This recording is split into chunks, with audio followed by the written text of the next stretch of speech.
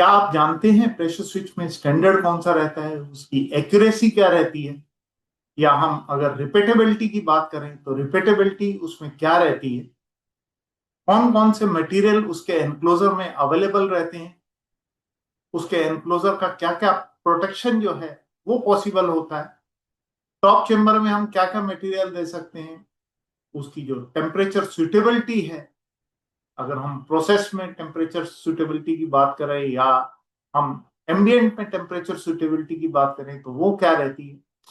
अगर हमें pressure switch या डीपी स्विच को हाई टेम्परेचर एप्लीकेशन में लगाना है तो उसे किस तरह से हम यूज कर सकते हैं? इस तरह के कई क्वेश्चंस मेरे पास आए और आज मैं इन्हीं क्वेश्चनों का आंसर आपको इस वीडियो में दूंगा।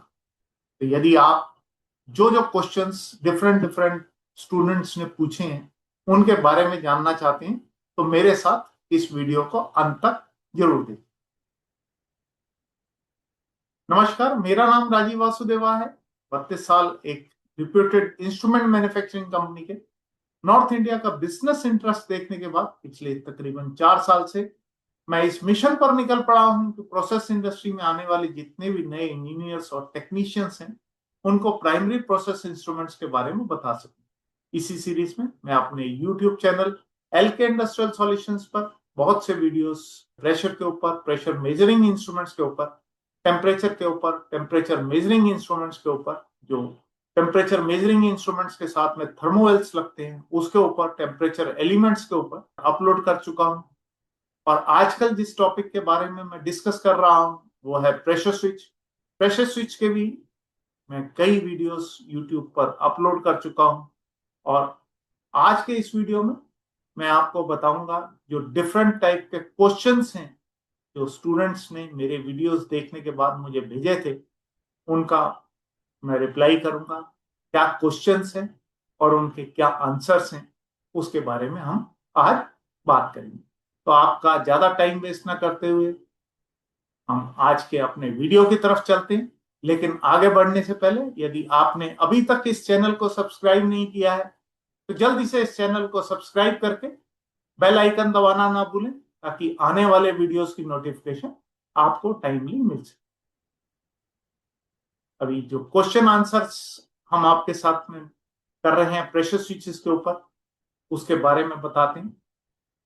सबसे पहला जो क्वेश्चन मेरे पास व्हाट्सएप पे आया वो है कि हम प्रेशर स्विच में या डीपी स्विच में क्या स्टैंडर्ड्स यूज करते हैं। तो मैं आपको बता दूं कि BS6134 एक स्टैंडर्ड है जो प्रेशर स्विचेस और डिफरेंशियल प्रेशर स्विचेस के लिए यूज होता है। बीएस मतलब ब्रिटिश स्टैंडर्ड है। दूसरा क्वेश्चन था जो प्रेशर स्विच है उसकी एक्यूरेसी क्या रहती है। मैं जब भी प्रेशर स्विच की बात कर रहा हूं तो मेरा मतलब कहने का प्रेशर स्विच और डिफरेंशियल प्रेशर स्विच है। तो प्रेशर स्विच या डिफरेंशियल प्रेशर स्विच में अगर हम एक्यूरेसी की बात करें तो उसमें ±1% FSR हम एक्यूरेसी उसमें प्रोवाइड करते हैं। जब हम इंडिकेटर टाइप वाले इंस्ट्रूमेंट्स की बात करते हैं तो हम FSD बोलते हैं, full scale deflection.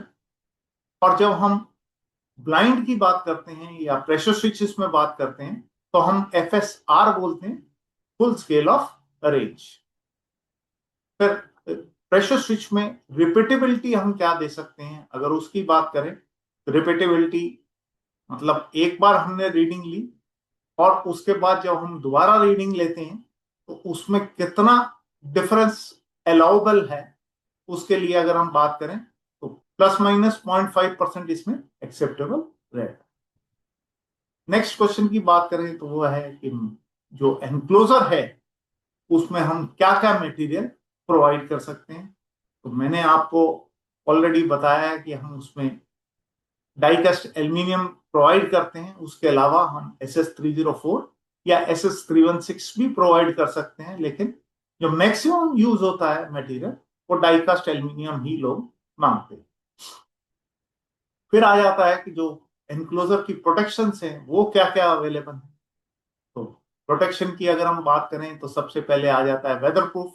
Weather proof में IP66 भी कुछ लोग देते हैं, IP67 भी देते हैं और IP68 भी देते हैं।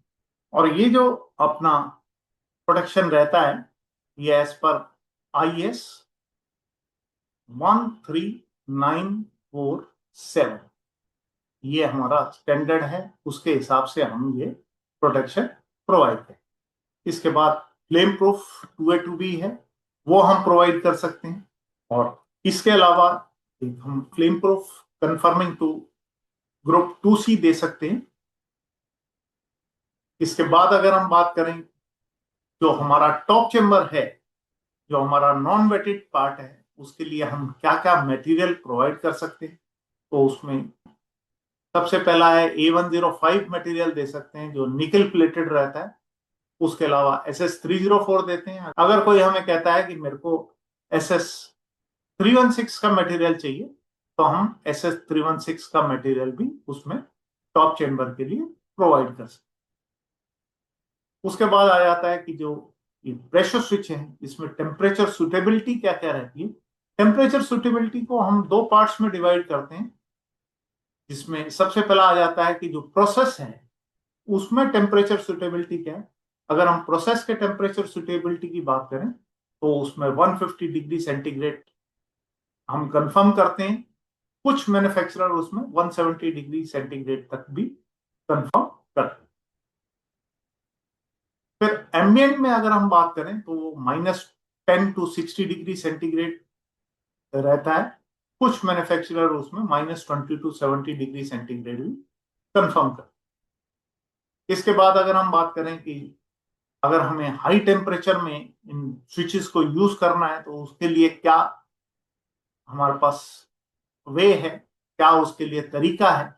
तो उसके लिए तरीका है कि हम उसमें जो इम्पल्स ट्यूबिंग के थ्रू उसको इंस्टॉल करें। इम्पल्स ट्यूबिंग के लिए उसका एक कैलकुलेशन रहता है कि कितने टेम्परेचर के लिए कितनी इम्पल्स ट्यूबिंग हमें यूज करनी। इसके बाद अगर हम बात करें, तो जो हाई वोल्टेज स्ट्रेंथ है वो क्या रहती है इन स्विचेस में। तो अगर हम इसमें बात करें, तो 0.5 से 0.6 kilo volt between open contacts इसमें स्ट्रेंथ रहती है, और 2 kilo volt between contact and body.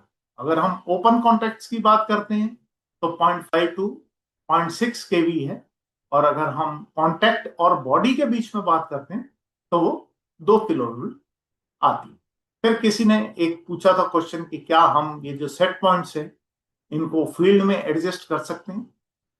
तो इसका कुछ आंसर है यस, हम फील्ड में एडजस्ट कर सकते हैं, लेकिन इनको एडजस्ट करने के लिए हमें कैलिब्रेटर का ही यूज करना पड़ता है, ताकि जो एक्यूरेसी है वो मेंटेन हो सके।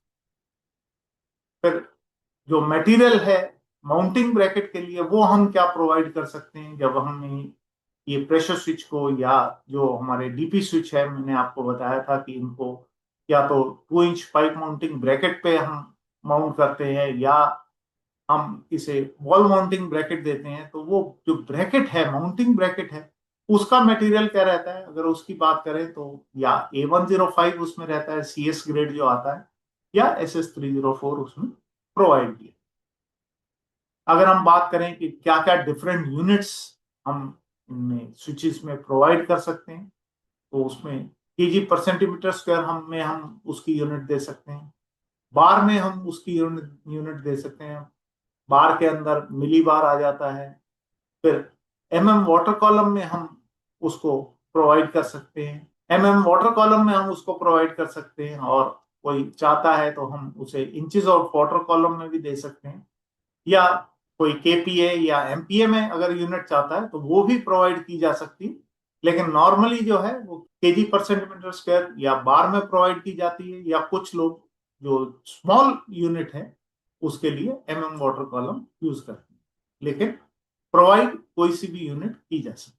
उसके बाद आ जाता है कि जो सेट पॉइंट के लिए स्केल है, वो हम कैसा प्रोवाइड करते हैं। तो सेट पॉइंट के लिए जो स्केल है, कुछ मैन्युफैक्चरर तो उसमें प्रॉपर स्केल देते हैं, और कुछ उसमें मार्किंग ऐसे करके देते हैं कि 0 पे मार्किंग करी, 40% पे करी, 60% पे करी, 80% पे करी, और 100% पे करी। और कुछ जो है वो उसमें कुछ एक्स्ट्रा मार्किंग भी देते हैं, और साथ में सेट पॉइंट तो हर मैन्युफैक्चरर जो एक मैन्युफैक्चरिंग के टाइम पे कहा जाता है कि मेरा सेट पॉइंट ये है, तो वो भी उसमें मेंशन करके देते हैं। कुछ पॉइंट्स हैं जो हमें ध्यान रखने चाहिए, अब उसके बारे में भी थोड़ा सा मैं आपको बता देता हूँ कि जो सेट पॉइंट है हमारा, वो रिकमेंडेड रहता है कि जो हमारा 20 to 80% of full scale range में हो फॉर बेटर परफॉर्मेंस। उसके नीचे किया जा सकता है, लेकिन रिकमेंडेड यही रहता है कि 20 to 80% में ही हम करें, क्योंकि वहां पर हमें बेटर रिजल्ट मिलते हैं, उसकी परफॉर्मेंस जो है वो बेटर है।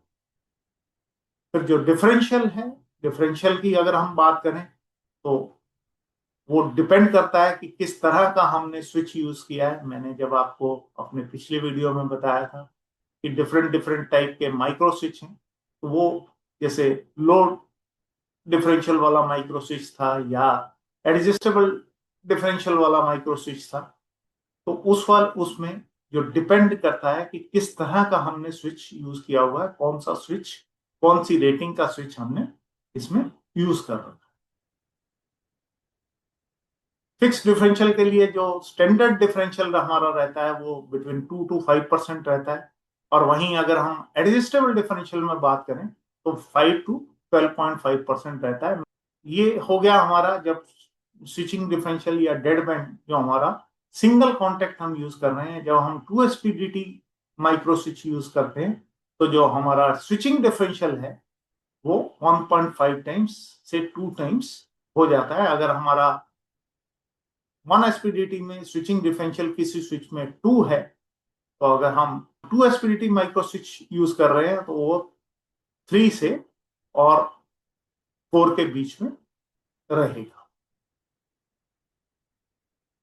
मुझे उम्मीद है आज का ये जो हमारा वीडियो था, जिसमें हमने आपके डिफरेंट क्वेश्चंस लिए और जिसमें हमने आपको कुछ ऐसे पॉइंट्स बताए जो हमारे लिए याद रखने जरूरी हैं, वो आपको पसंद आया होगा। यदि आपको ये वीडियो पसंद आया है तो आप इस वीडियो को लाइक कीजिए। यदि आप इस चैनल पर नए हैं या अभी तक आपने इस चैनल को सब्सक्राइब नहीं किया है, तो जल्दी से इस चैनल को सब्सक्राइब करके बेल आइकन दबाना भी ना भूलें, ताकि जो आने वाले वीडियोस हैं उनकी नोटिफिकेशन आपको टाइमली मिल सके।